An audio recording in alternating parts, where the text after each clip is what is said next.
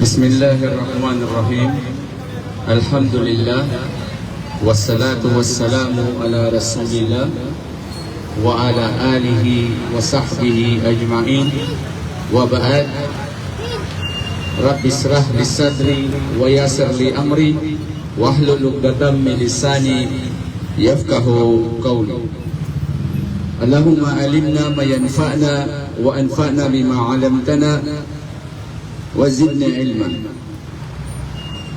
Ang lahat ng papuri at pasasalamat, pagbabalik loob ay sadyang naukol lamang sa Panginoong Diyos na ating tagapaglikha.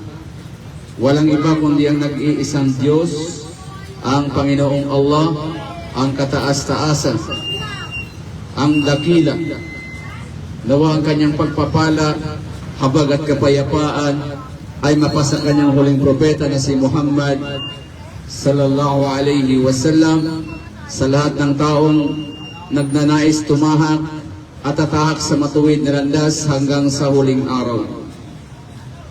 Mga ginigiliw ng mga magulang, mga mahal na kababayang Pilipino, mga kaibigan, muli po ay tayo po ay magbabahagi sa inyo ng kaalaman hinggil po sa Islam, na ang tanging hangarin po namin ay ang kaligtasan ng bawat isa. Gusto po namin na kayo po ay magmana ng buhay na walang hangganan, at bilang mga Muslim, yun po ang aming layunin para sa lahat. Meron po tayong mga libreng babasahin dito, wala pong bayad. Libre po ito mga magulang, mga kaibigan.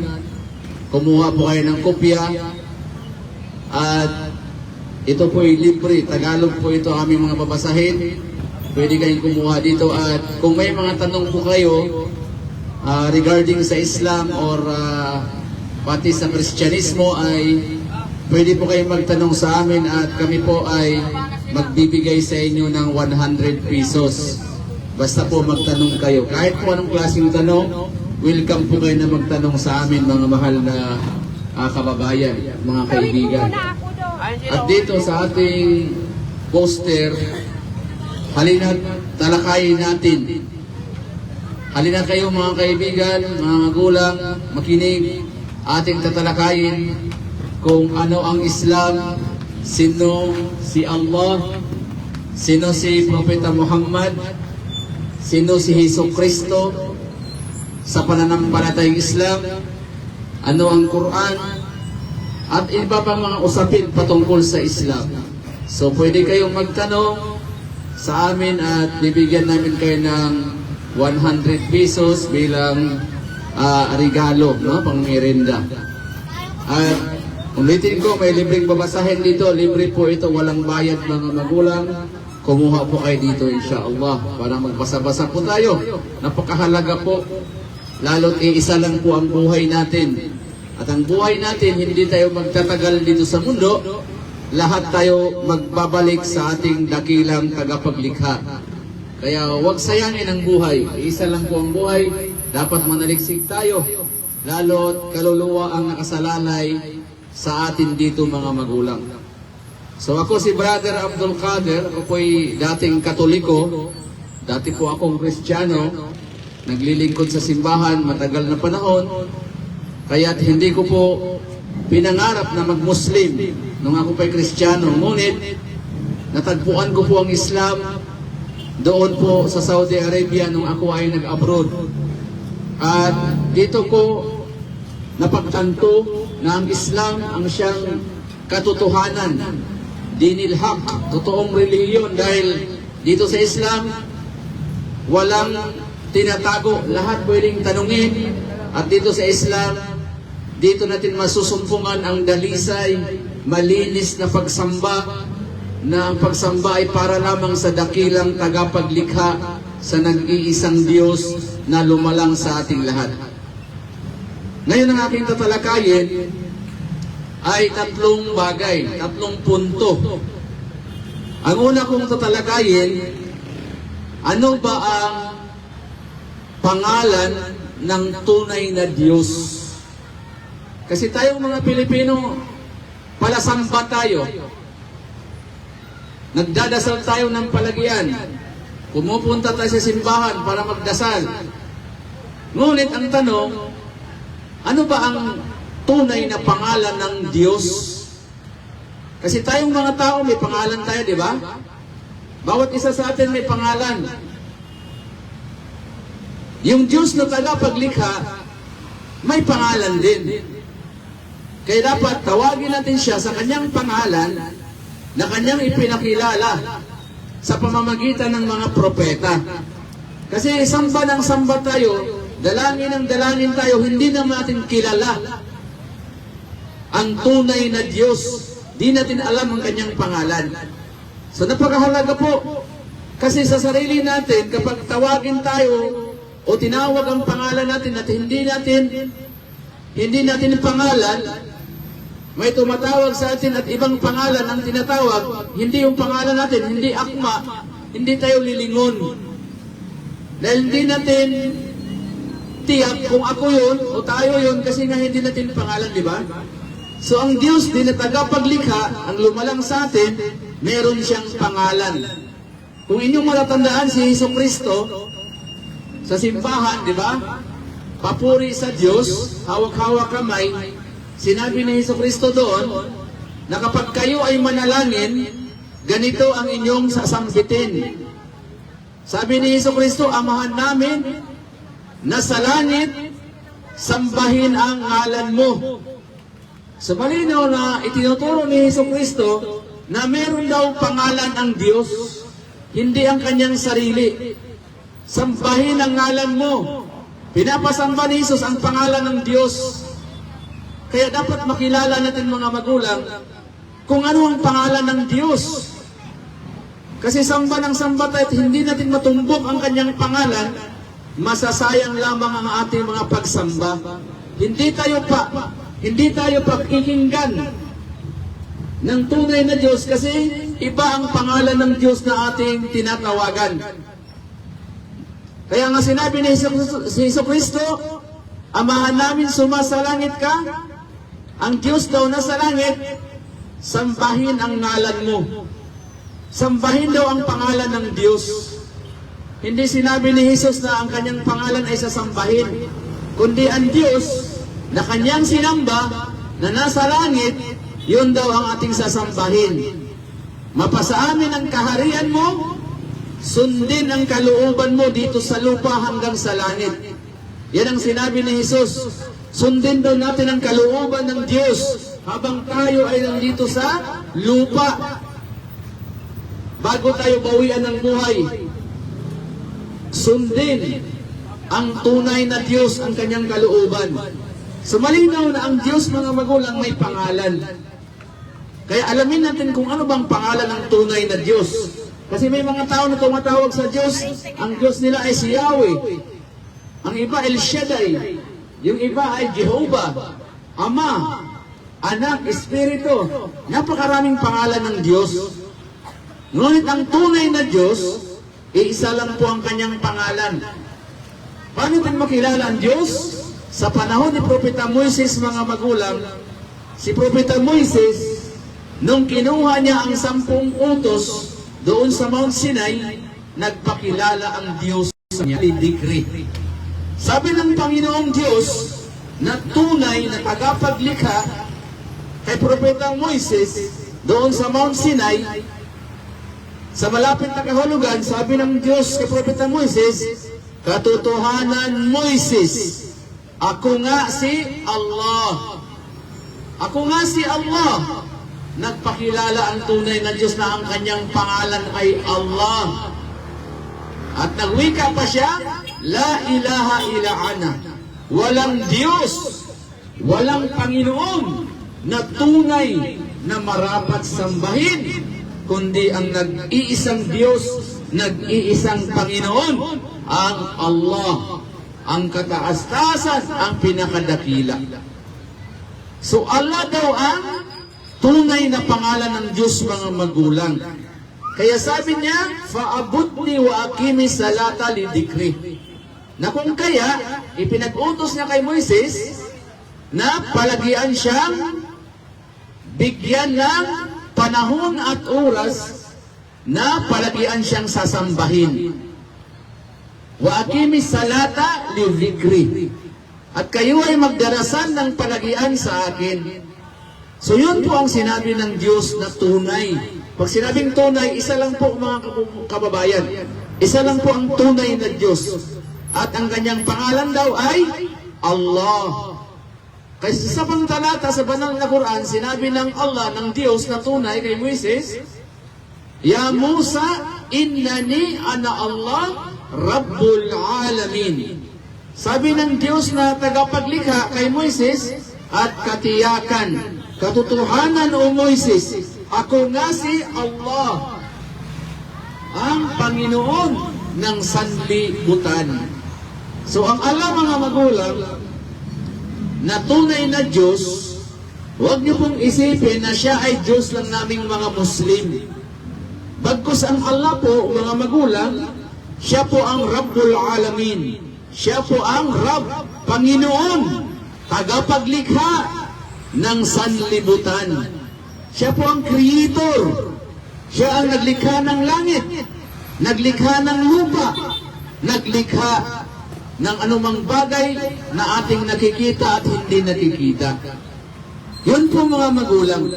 Yun po ang tunay na Diyos na dapat nating makilala. Ang kanyang pangalan ay Allah. Kaya wala tayong makikita sa dami ng mga tao na ang pangalan ay Allah. Hindi natin makikita ang Allah sa pangalan ng mga hayop, anumang nilikha. Wala pong nagpapangalang Allah. Bakit? Dahil ang Allah, yan ay personal na pangalan ng ating dakilang tagapaglikha. Personal na pangalan ng Diyos na hindi pwedeng gamitin na ipangalan sa mga nilikha.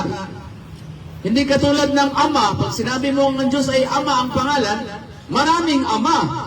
Ako Ama. Kayo din na may anak, Ama rin po kayo. So hindi po yan pangalan ng Diyos, bagkus yan ay titulo bilang isang ama na may anak. So ang Diyos, hindi po Ama ang pangalan. Ang pangalan ng Diyos na tunay ay Allah. Ang Allah, yusabbihu lahu ma fis samawati wal ard. Ang tunay na Diyos na tagapaglikha na si Allah ay niluluwalhati, dinadakila ng lahat ng mga nilikha. Kaya pong Allah mga magulang na inyong naririnig, huwag niyo pong isipin na ito ay Diyos lang naming mga Muslim. Bagkus ang Allah, yan ang tinawag ni Jesucristo nung siya ay nagdarasal, nung ikasiyam na oras, siya ay naghihinagpi si Jesucristo, umiiyak na halos dugo na ang kanyang luha. Sa kanyang lingwaheng orihinal na Aramaic, winika ni Jesucristo na atin bang matatagpuan ito sa Biblia. Ito na lamang ang Aramaic na makikita sa Biblia na kung saan sinabi ni Jesucristo, Ili, lima sabaktani. Wikang Aramaic yung mga magulang. Tinawag ni Jesucristo ang Diyos sa pangalang Ili. Ili, Diyos. Ibig sabihin, tagapaglikha. Diyos, sa wikang Aramaic. Diyos ko, bakit mo ako pinabayaan? Tingnan niyo mga magulang, si Jesucristo nagmamakaawa. Meron bang Diyos na nagmamakaawa, umiiyak? Meron bang Diyos na nanalangin, sumasamba? Ang Diyos ay hindi na po mananalangin. Siya na po ang dinadalanginan. So sinabi ni Jesucristo, bakit mo ako pinabayaan? Tinawag ni Jesucristo na Ili, ang dakilang tagapaglikha. Kung ating babalikan sa panahon ni Moises, si Propeta Moises, tinawag niya ang Diyos sa wikang Hebreo, kasi si Moises, ang kanyang original na lingwahe ay Hebreo. Sabi ni Moises, Eloy. Tinawag niya ang Diyos na Eloy. Sa plural, Elohim. Sa wikang Hebreo. So, pagdating naman kay Propeta Muhammad, ang huling propeta, dahil ang salita ni Propeta Muhammad ay Arabic, kasi ang Arabic, Aramaic, Hebreo, ay magkakapatid na salita, Semitic language. Nagkakaintindihan yan. Yan yung mga sinaunang mga salita na Arabic na lamang hanggang sa ngayon ang nananatili na original na lingwahe. Tinawag ni Prophet Muhammad sa wikang Arabic ang Diyos na ilah. Kaya kapag may nag-Muslim, babanggitin doon, la ilah, la ilaha. Yung ilah, sa Arabic mga magulang, na lingwahe ni Propeta Muhammad SAW, at ili, sa Aramaic na lingwahe ni Hesus Kristo, at iloy, na lingwahe ni Propeta Moises na Hebreo, itong tatlong salita na ito mga magulang, Semitic language ito, na nangangahulugan na Allah. Kaya yung iloy, Hebreo, ili, Aramaic, al-ila, Arabic, ito ay iisang salita lamang na ang salita na ito ay Allah. Kaya yung Allah po mga magulang, yun po ang tunay na Diyos. Samba ka ng samba, hindi naman Allah ang tinawag mo sa Diyos, sayang ang pagsamba mo, hindi ka lililingunin ng Diyos. Hindi, walang pakinabang. Tatawag ka ng Yahweh. Yung Yahweh, galing po yan sa apat na litra. Tetragrammaton. YHWH. Hindi po Yahweh ang original yan. Kasi sa Hebreo, wala pong vowels, puro consonant. YHWH. Paano mo babasahin Yahweh yan? YHWH. Yung Jehovah naman, yan ay galing sa YHWH. Kasi nga, sa wikang Hebreo, ay wala namang J. So, dinagdagan nila, mula sa YHWH, ginawang Jehovah. So, yan ay mga invento ng mga manunulat. At lalo yung Ama, pag tinawag mo ang Diyos ng Ama, ay hindi yan pangalan ng Diyos. Yan ay title. Ako Ama, kayo Ama, maraming Ama. Hindi po yan personal na pangalan ng Diyos mga magulang. So ang personal na pangalan ng Diyos na ating tagapaglikha ay Ili, Ila, Iloy. Isang salita ito, Allah. Ang dakilang tagapaglikha. Kaya po mga magulang, yan po ang dahilan kung bakit tinawag namin ang Diyos na tagapaglikha sa pangalang Allah, dahil siya mismo ang nagpakilala sa kanyang pangalan. Tayo nga, tawagin tayo sa hindi natin pangalan, hindi tayo lilingon, di ba? Kahit maghapon ka kakatawag sa pangalan ko, hindi ko pangalan, hindi kita lilingunin. Ang Diyos pa kaya, ang tagapaglikha pa kaya, walang pangalan? Samantalang lahat ng nandito sa lupa, sa karagatan, may mga pangalan. Isda, lahat ng uri ng isda may pangalan. Hayop, lahat ng uri ng hayop may pangalan. Mga halaman, mga punong kahoy may pangalan. Lahat ng tao may pangalan. Ang Diyos pa kaya walang pangalan? Kaya kanyang ipinakilala na ang kanyang pangalan ay Allah. Kaya pag tumawag tayong mga magulang, Allah na po ang tawag natin sa Diyos para huwag tayong sumamba sa mga nilikha. Huwag tayong sumamba sa mga propeta. Katulad ni Hesus Kristo, isinugo lamang siya ni Allah bilang propeta sa lugar sa Israel. Di ba sinabi ni Hesus Kristo? At hindi ako isinugo, kundi sa mga tupa na mga nangaligaw sa bayan ni Israel.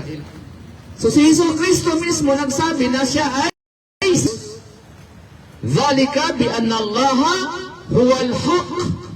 Sapagkat ang tunay, ang katotohanan, ang tunay na Diyos na marapat sambahin, siya si Allah. Ang tunay, ang katotohanan. Ma'anna mayaduna min dunihi huwal batil. Sino man ang sinasamba ng mga tao maliban kay Allah, meron pa silang sinasambang iba, yan ay batil. Yan ay kasinungalingan, kamalian. Kasi isa lang po ang tagapaglikha, isa lang po ang Diyos. Mali tagapaglikha, siya ay nilikha katulad natin. Ibang tagapaglikha, nag-iisa lamang siya, tunay na Diyos, maliban sa Kanya, nilikha na lahat. Kasama na tayo. Kasama ang mga propeta na isinunggo. Kaya po sa Islam, sino man ang naglikha ng lahat, ang tunay na Diyos, siya lang po ang karapat-dapat na sambahin. Wala nang iba pa. Ng mga tao, liban sa akin, pigi. Hindi po totoong Diyos, kasi ang tunay na Diyos, iisa lang po, mga magulang. Yan po si Allah. Si Allah po, hindi lang po Diyos naming mga Muslim. Siya po ay Diyos nating lahat. Rabbul Alamin. Panginoon ng sanlibutan. Sanlibutan, kasama tunay na Diyos, hindi natin alam. Ang tunay na Diyos na si Allah, mga magulang, meron po siyang katangian na kakaiba sa katangian nating mga tao. Ang katangian ng Allah, ng tunay na Diyos, ay hindi sa katulad ng ating katangian. Kaya po sinabi ni Allah, pagkatapos pinakilala niya ang kanyang pangalan, na siya si Allah, ipinakilala niya ang kanyang katangian. Dahil ng mga tao na sumasamba sa Diyos, na katulad din natin ang katangian. Hindi po ganun. Ang tunay na Diyos na si Allah, hindi katangian ng tao. Iba po ang katangian ng tunay na Diyos. Kaya sinabi ng Diyos na si Allah sa banal na Quran, libre lang sir. Salamat po. Pinakilala ng Diyos na tunay na si Allah ang kanyang katangian. Sa huling kapahayagan ng Quran, kanyang sinabi, Qul huwallahu ahad, Allahu samad, lam yalid wa lam yulad, wa lam yakul lahu kufuwan ahad. Ito yung wikang Arabic, mga kababayan, mga magulang. Nang kahulugan, sinabi ng Diyos na tunay na tagapaglikha na si Allah, Qul, sabihin mo Muhammad, ang Allah ay ahad. Ang Diyos, ang Panginoon ay nag-iisa lamang. Isa lang po ang tunay na Diyos, hindi po tatlong persona. Kasi may mga tao nagpakilala na ang aral, ang Diyos ay isa, pero kapag sila ay nagpapaliwanag, tatlong Diyos ang kanilang pinapaliwanag, na may Diyos Ama, matanda, na may Diyos Anak, bata, na may Diyos Espiritu Santo. Tatlong Diyos, magkaibang kasarian o magkaibang katangian. Diyos Ama, matanda, Diyos Anak, bata, Diyos Espiritu Santo. Tatlong persona. Sa Islam po, mga magulang, when we say God is one, absolutely one. Sa Islam, kapag sinabi natin ang Diyos ay nag-iisa, tanging nag-iisa lamang. Wala pong dalawa, walang tatlo, walang apat, walang lima, hanggang 10. Nag-iisa lang po ang tunay na Diyos. Nag-iisa lang po. Ahad. Pag lumampas pa sa isa, naging dalawa ang Diyos mo, naging 3, at higit pa dito, yan po ay mali. Maling pagkakilala sa Diyos. Kasi kung sasamba ka sa Ama, magsisilos yung anak. Sasamba ka sa anak, magsisilos ang Espiritu. Alin dun sa 3 sasambahin natin? Di ba? Kasi magkaiba ang kanilang persona, katangian. So, sinabi ng Diyos na tunay na si Allah, ahad, wahid. Yan po ay iisa. Magkaiba po ang 3, magkaiba ang isa. Sabi nila, namatay daw ang isa, ang anak. Ilan pang natira? May 2 pa. Ilan ba ang Diyos? Isa. Ay bakit may 2 pa? Napakagulo, mga magulang. Huwag natin guluhin ang ating kaisipan. Bumalik tayo sa orihinal na paniniwala natin na ang Diyos ay nag-iisa lamang. Ahad. Yan po ang katangian ni Allah. Nag-iisa lamang siya. Allahu Samad. Pangalawang katangian ng Diyos na tunay na si Allah. Si Allah ang tunay na Diyos, siya ang sandigan ng lahat. Walang pangangailangan si Allah. Si Allah ang tunay na Diyos, walang katapusan, walang hangganan. Magugunaw ang mundo, gugunawin niya ang mundo, mananatili si Allah. Mananatili ang Diyos na tunay. At si Allah, walang pangangailangan. Ang tunay na Diyos na dapat nating sasambahin, katulad ng Allah, walang pangangailangan. Hindi siya kumakain, hindi nagugutom, hindi nauuhaw, hindi umiinom, hindi inaantok, hindi natutulog, hindi napapagod. Walang pangangailangan, ninuman. Yan ang katangian ni Allah, mga magulang, ng tunay na Diyos. Walang pangangailangan. Kasi kung ang Diyos natin ay kumakain, tulad natin, kumakain tayo, paglipas ng 10 oras, magbabawas tayo, di ba? So ang Diyos pag kumain, ganun ba? Magbabawas din? Kalapastanganan sa kanyang kadakilaan. Yadan billah. So ang Allah, ang tunay na Diyos, walang pangangailangan. Kahit sumamba pa tayo sa Allah, hindi natin madagdagan ng kanyang kadakilaan. Hindi man tayo sasamba sa Allah, hindi natin mababawasan ang kanyang kadakilaan. Siya ang tinatawag na akhbar, ang pinakadakila. Ngunit, bakit kailangan nating magdasal o sumamba sa Allah? Dahil kailangan natin ng paraiso.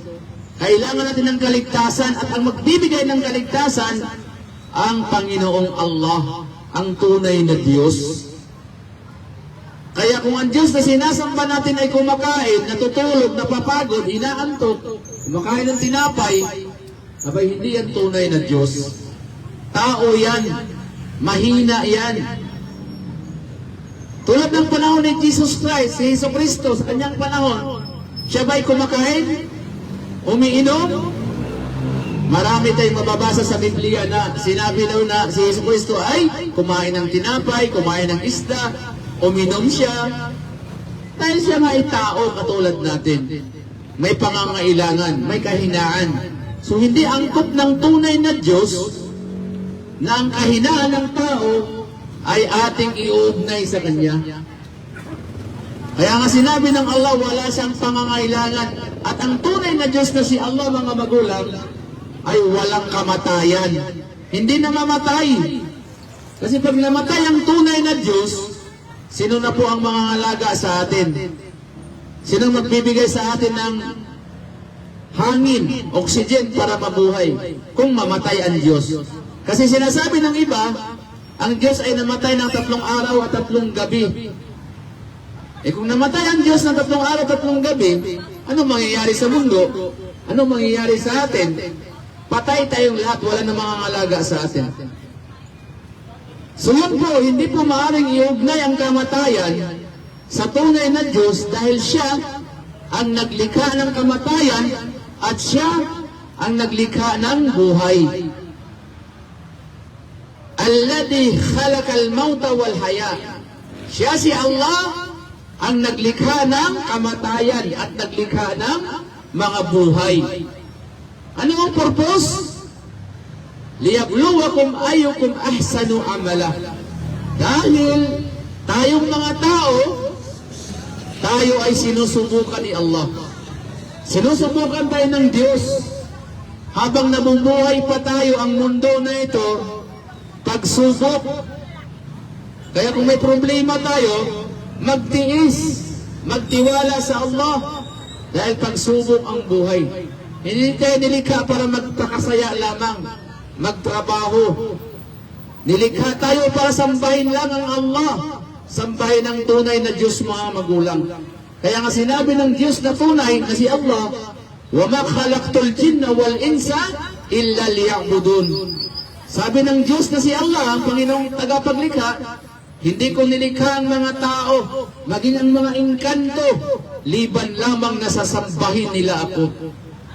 So kaming mga Muslim, nag-aanyaya sa lahat na magbalik loob tayo sa pagsamba sa tunay na Diyos na si Allah, mga magulang. Magbalik loob tayo habang nabubuhay pa tayo. Hindi po libre ang paraiso. May mga tao nagsabi, pag namatay tayo, nasa heaven na daw tayo. Hindi po ganon. Makakapasok lang tayo sa paraiso kung sambahin natin ang lumikha ng paraiso. Sinong lumikha ng paraiso? Walang iba kundi ang nag-iisang Diyos. Ang kanyang pangalan ay Allah. Ano pang katangian ng tunay na Diyos na si Allah, mga magulang? Sabi niya, lam yalid wa lam yulad. Ang tunay na Diyos na tagapaglikha na si Allah, lam yalid, hindi siya nagkakaroon ng anak. Ang tunay na Diyos po, mga magulang, hindi po nanganganak. Bakit kami mga Muslim, hindi kami nagsiselebrate ng Pasko? Para po sa kaalaman lang po, bakit ang mga Muslim walang Pasko? Kasi hindi po kami naniniwala na ang Diyos ay nanganganak. Diba? Paniniwala natin na ang Diyos ay nanganak December 25, kaya sineselebrate ang Pasko. Hindi po kami naniniwala na ang Diyos ay nanganganak. Kasi pag ang Diyos ay nanganganak, dadami na po ang Diyos natin, mga magulang. Hindi na po iisa ang Diyos, dalawa na sila. At hindi na titigil yun, yung anak niya, pag nagkaanak din yun, tatawaging Diyos na po. So marami ng Diyos, hindi na iisa. Kaya hindi kami naniniwala na ang Diyos ay nanganganak. Kasi bakit? Sinabi ng Diyos na si Allah, lam yalid, hindi ako nagkaanak. Ang Diyos ay hindi nagkaanak. Ang nagkaanak tayong mga tao. Tayong mga nilikhaan nanganganak. Tao, halaman, hayop. Nilikha kasi. Nanganganak. Ang Diyos, si Allah, ay hindi po nagkaanak. Kasi kalapastanganan sa kanyang kadakilaan kung bigyan mo ng anak ang Diyos. Hindi na siya nag-iisa, dadami na ang Diyos natin. Talagang nanganganak siya. So sa Kristo po, hindi po literal na anak ng Diyos. Yan po ay metaphorical. Kaya sa Biblia, ating mababasa dyan, sinuman ang sumusunod sa kautusan ng Diyos, tatawaging anak ng Diyos. Metaphorical, hindi po literal na nanganganak ang Diyos. Kasi ang Diyos, wala pong kasarian, ni hindi babae, ni hindi lalaki. Paano siya magkaanak? Diba? So, sinabi ni Allah, ang tunay na Diyos, na hindi siya nagkakaroon ng anak. Kasi, isa lang po siya. Hindi niya kailangan ng tagapagmana. Hindi niya kailangan ng anak, dahil wala siyang pangangailangan sa lahat. Tayo ang may pangangailangan sa Kanya. Ano pang kasunod ng katangian ng tunay na Diyos na si Allah? Sinabi niya, walam yulad, hindi rin siya ipinapanganak. Ibig sabihin, mga magulang, ang tunay na Diyos na si Allah, wala siyang magulang, wala siyang nanay, ni wala siyang tatay, wala siyang pamilya, walang takunu sahiba, wala siyang pamilya. Paano nagkaroon ng pamilya ang Diyos, ang tagapaglikha? Samantalang siya ang nauna, wala pa ang mundo, wala pang lahat, nandito na siya. Paano siya nagkaroon ng nanay? Paano nagkaroon ng nanay ang Diyos? Meron po bang nauna kaysa sa Kanya? Kasi alam naman natin na tayo, ang nauna, ang nanay natin, di ba? Bago tayo.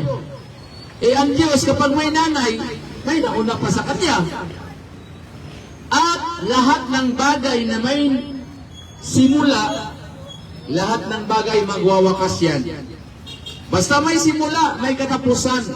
Kung ang Diyos ay ipinapanganak may nanay, aba, magwawakas, mamamatay, mawawalan tayo ng Diyos.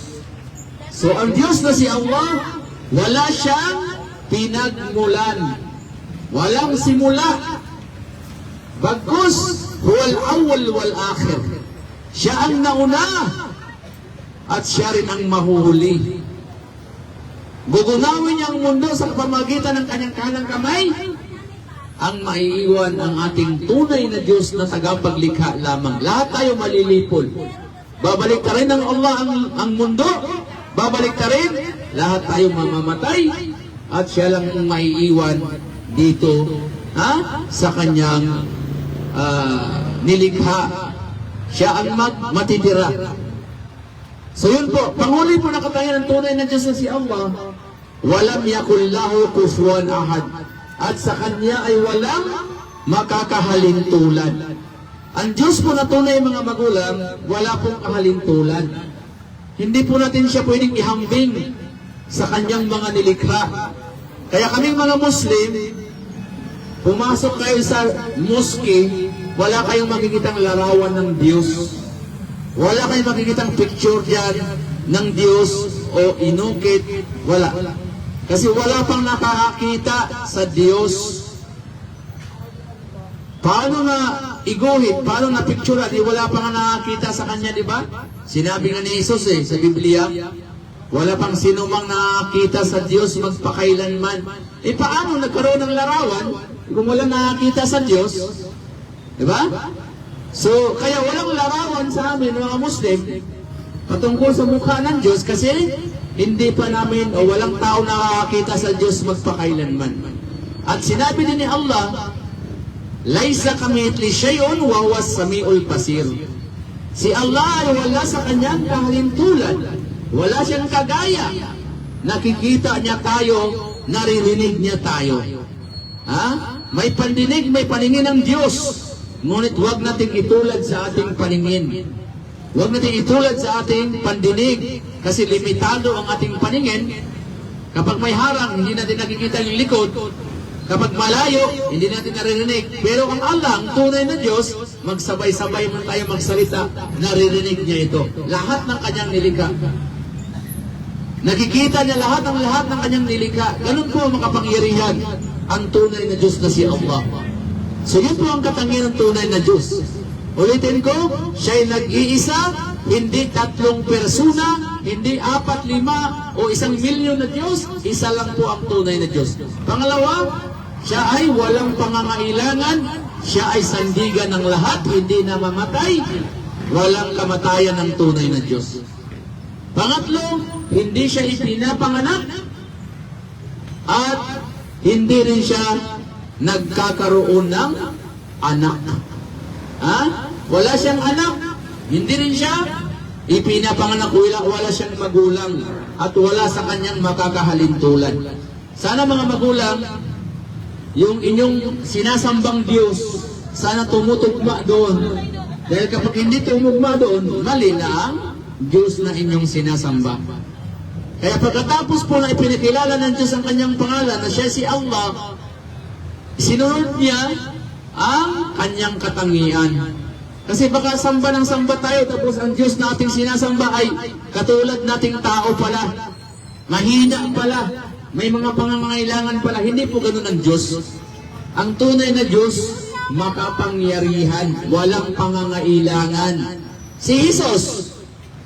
Kasi maraming sumasamba kay Jesus, di ba? Ginawa ng Diyos. Si Jesus, sa kanyang panahon, kumain ba si Jesus? Uminom ba? Malinaw naman ang kumain siya. Nasa Biblia yan. Uminom din siya. Natulog siya, napagod siya. Inaantok siya. At namatay pa daw. So hindi po ganun ang Diyos. Hindi po katangian ng tunay na Diyos yan. Kaya nga pinakilala ni Allah ang kanyang katangian para hindi po tayo magkamali sa pagkilala sa Diyos. Ngayon, panghuli, paano naman natin sasambahin ang Diyos na si Allah? Nakilala na natin ang kanyang pangalan. Siya si Allah. Ang Diyos ay Allah ang pangalan. Pangalawa, ang Allah, ang tunay na Diyos, yung kanyang katangian, nilatag na natin. Panghuli, paano sasambahin natin ang Allah o ang Diyos? Hindi po tayo pwedeng sumamba sa Diyos, mga magulang na si Allah, ayon sa ating gusto na pagsamba.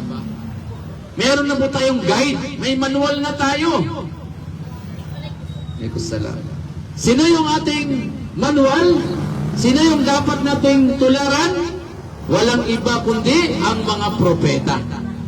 Ang mga propeta tulad ni Abraham, ni Noah, ni Moises, ni Jacob, ni Solomon, ni David, ni Propeta Jesucristo, Propeta Muhammad, lahat ng propeta, sila ang manual. Sila yung dapat nating tularan pagdating sa pagsamba. Hindi yung mga pare, yung mga pastor. May iba, pag sumasamba, sumasayaw, pumapalakpak, kumikimbot, niiyak, kumakanta, gumagamit ng instrumento. Hindi po ganun ang pamamaraan ng mga propeta.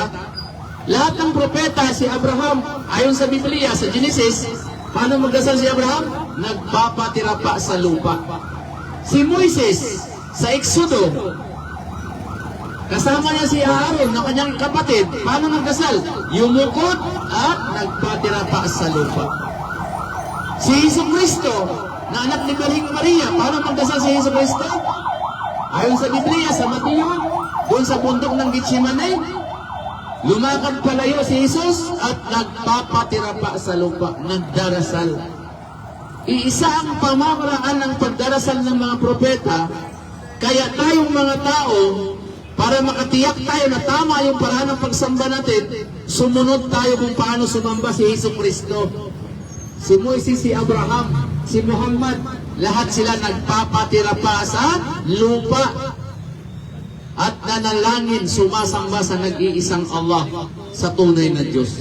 Hindi po tayo sasayaw-sayaw, kumikimot-kimot, gumagamit ng mga gitara, drums. Hindi po ganun ng mga propeta. Kaya sino man ang gumagawa ng pagsamba na hindi naayon sa mga propeta, hindi tatanggapin mga magulang. Sayang lang po ang paghihirap.